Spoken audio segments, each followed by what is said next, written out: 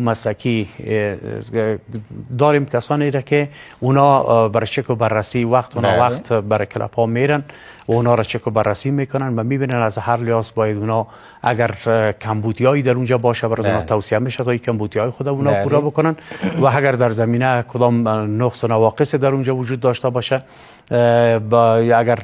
لازم باشه که مثلا اون را ما مسدود بکنیم مسدود میکنیم تا اینکه بتونه با معیارات ما درست شود و کوشش هم داریم ما که سوء استفاده نشه و ما به امی شیوه روان هستیم تا اینکه انشالله بتونیم که امو گراف که کسانی که سوء استفاده میکنن اونا را ما درست کردیم که طبق قوانین و مقررات باید کلپای سنوکر که ایجاد میشه چی در ولایات و چی در مرکز باید همون معیارات را که فدراسیون جوزجان، ولایت مزار، ولایت هرات، فاریاب و سرپل و ولایت های دیگی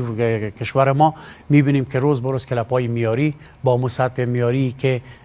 فدراسیون جهانی و آسیایی ایجاب میکنه با مو سطح درست شده و مبالغ انگفتی هم در این از مسابقات